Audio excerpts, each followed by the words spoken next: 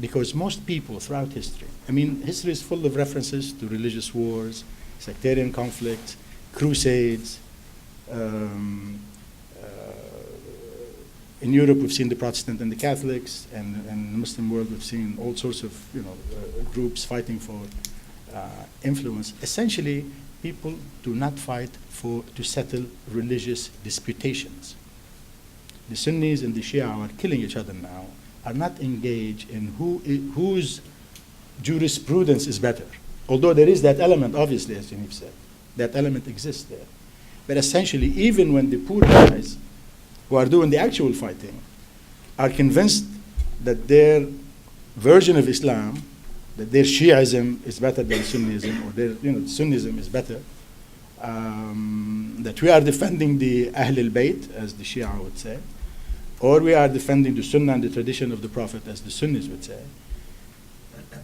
Even if these poor guys believe that they are fighting for religious reasons or sectarian reasons, the actual fight is for political influence, for empowerment, for economic spoils.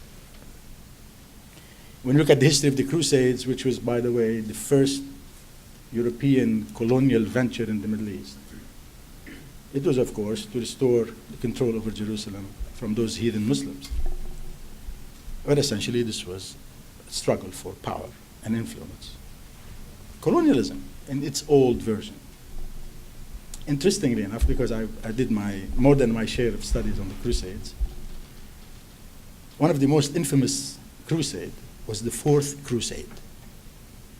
The Fourth Crusade was financed by the fabulously merchants of Venice.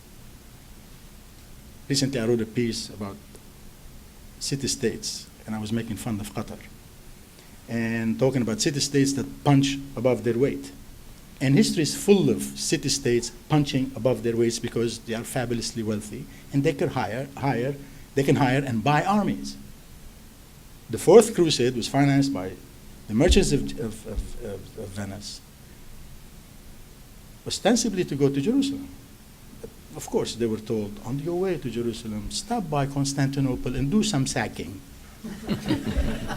And that's what they did. They really sacked the damn city. I mean, and why? Because Venice wanted to destroy Constantinople, because Constantinople was its main trade, its main competitor for trade in the Eastern Mediterranean. And by the way, Constantinople never recovered from that first sacking until our friends the Ottomans did the final sacking.